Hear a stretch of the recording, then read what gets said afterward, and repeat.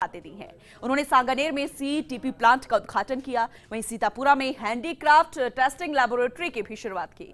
स्मृति ईरानी ने बगरू में एक म्यूजियम का भी लोकार्पण किया है।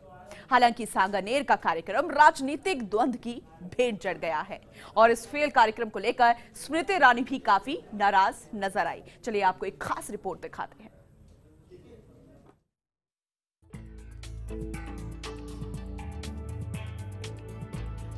केंद्रीय मंत्री स्मृति ईरानी जयपुर दौरे पर रहीं। यहां उन्होंने सांगानेर में सीटीपी प्लांट का उद्घाटन किया। इस प्लांट की क्षमता 12.3 MLD है, जिसे 159 करोड़ की लागत से बनाया गया है। अब तक इस प्लांट पर 116 करोड़ रुपया खर्च हो चुके हैं, जिसमें 75 करोड़ वस्त्र मंत्रालय भारत सरकार ने दिए, तो वहीं 39 करोड़ 75 लाख हिस्सेदारी उद्योग विभाग की है।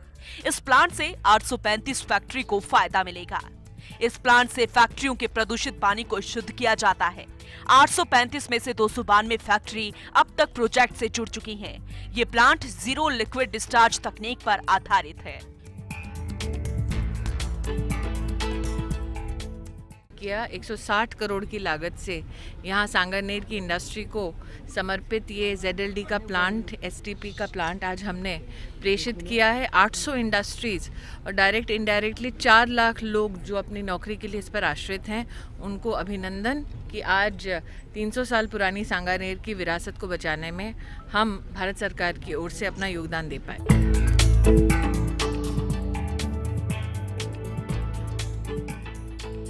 उधर समारोह के उद्घाटन के नाम मात्र के लोग ही मौजूद थे। इसके बाद मंत्री को काफी देर तक इंतजार करना पड़ा।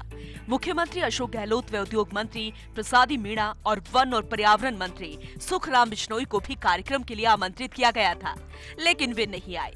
इस कार्यक्रम के लिए पहले प्लांट के बाहर बड़े मैदान पर टेंट लगाया गया था, लेकिन बाद में आयोजकों ने प्लांट की चारदीवारी के भीतर ही एक छोटा सा टेंट लगवाकर कार्यक्रम करवा दिया, जहां मुश्किल से 200 से 250 लोग ही मौजूद थे। कार्यक्रम को देखकर स्मृति ईरानी काफी नाराज नजर आई और उन्होंने कुछ पलों का संक्षिप्त भाषण दिया।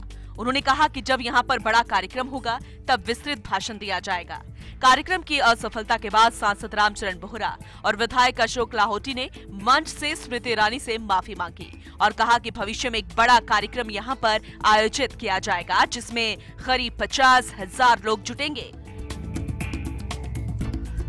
केमिकल वाला है, चाहे यहाँ पर ऑटो जो है चलाने वाला है, चाहे यहाँ पर परिवार पालने वाला है, चाहे यहाँ पर बिजनेस करने वाला है, इनडायरेक्ट 4 लाख लोग, आप बिल्कुल सही फरमा रहे हैं, 4 लाख लोग इस इंडस्ट्री से जुड़े हुए हैं।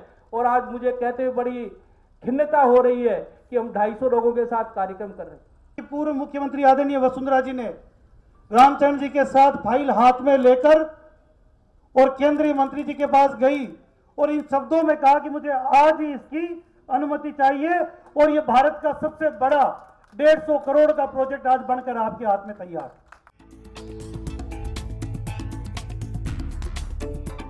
सांगानेर के इस कार्यक्रम के बाद स्मृति ईरानी और सांसद रामचरण बोहरा सीतापुरा औद्योगिक क्षेत्र पहुंचे, जहां उन्होंने राजस्थान के निर्यातकों को बड़ी सौगात देते हुए हैंडीक्राफ्ट के बड़े उत्पादकता केंद्र और हैंडीक्राफ्ट टेस्टिंग लैबोरेटरी की शुरुआत की।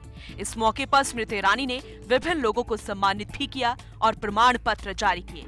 उन्होंने प्रधानमंत्री योजना के तहत ऋण लेने वाले चुनिंदा लोगों को लोन प्रमाण पत्र भी दिए।